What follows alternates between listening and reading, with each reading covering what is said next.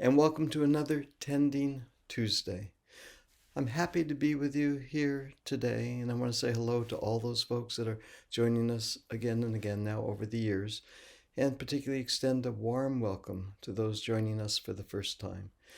Today, what I'd like to share is a reflection on self-care. Self-care in a time when there is conflict in the world. Certainly there's conflict between people, always.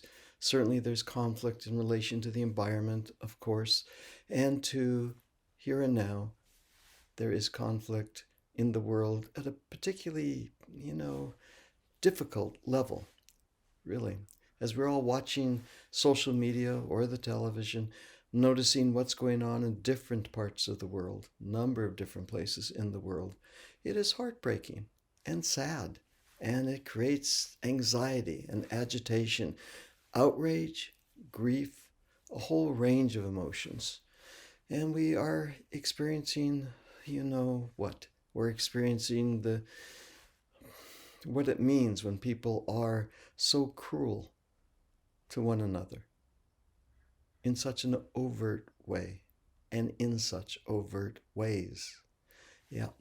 These are the times when I, in particular, find it so important to double down on self-care. Self-care. So today, self-care in times of conflict. We know the, the practice that we use that is most important, getting enough sleep, noticing nutrition and our diet, the food that we eat, and to exercise. When there's agitation and tension and anxiety and hurt and grief, exercise, sleep, nutrition, yes, baseline, of course. And two, there's more. When I thought about it, about maybe 10 days ago from here, and really wanted to bring myself into a different level of self-care, I appreciated that at first I need a sense of belonging. We all do. If ever there was a time to experience a sense of deep belonging, now is the time. Belonging comes in many different ways, right? We belong to a group, we belong to a family, we belong to a place of work, or even a place of worship, and whatever kind that might present. Belonging. And we belong to each other in communities, right? I'm so happy to be part of our imagination and dream tending community. It just opens my heart. I feel connected to others. Just this morning, I had a beautiful conversation with a long-term a person that has been with the dream tending community in particular all through the years. Just great to be reconnected and talking with her. And of course, we know now that connecting to the inner community, the soul companions, so important now. So belonging, right? Really making sure that each and every day I touch into that. Doesn't need to be in big ways, but certainly in each day I touch into that quality of belonging. Yes, belonging. And the next is a sense of expression.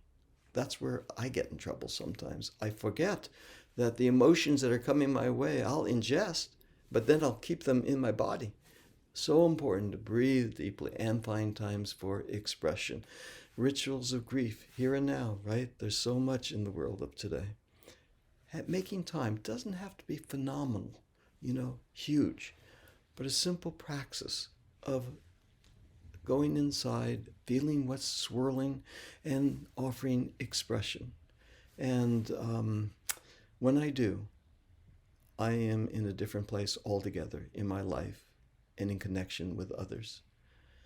Now, expression comes in sadness and grief and hurt and pain, agitation, and too, it comes in other ways as well, which is, I think, the third idea in really evolving a self-care practice in these times of conflict. And that is letting the other emotions come forward and have space, time and place. Imagination, is that an emotion? It is, because when imagination comes alive, it touches us, and in turn, we are affected somatically, emotionally, as well as imaginally. Yes? So imagination. And with imagination comes humor. Humor. Smile. And that is what I have discovered to be one of the most important experiences in my life. To keep humor, to keep the god, Greek god Hermes, the figure that knows high play, that one, active, engaged, part of my life experience. So I went to the ocean, just got back. I was walking down the beach and I thought, well, let's bring that quality of experience here now, you know?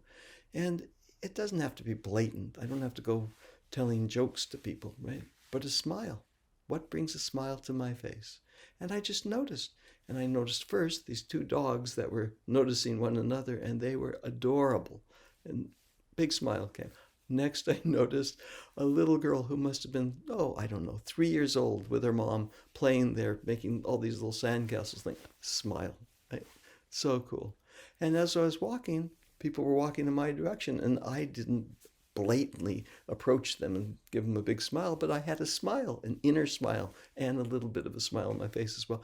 They, in turn, smiled back. It was so good to have smile here, humor present.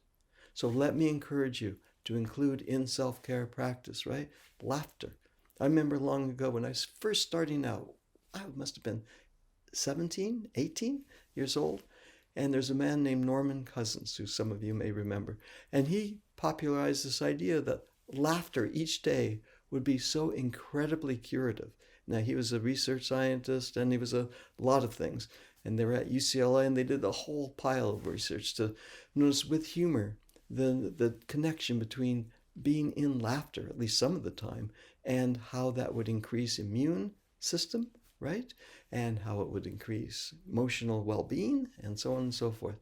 Well, that's the research. What I know to be true is when laughter comes into my life, release. My body releases. So let's support one another, shall we? Let's support one another in community. Let's do this now. And we can really support one another in holding a sense of expression, a sense of belonging, and to creating each and every day over the next number of days a time when there is a sense of laughter, of joy. Let's bring a smile to our faces, and as we smile, of course, the creatures, the places, the things of the world, they will smile back. Okay. Be well. It's wonderful to be with you here today.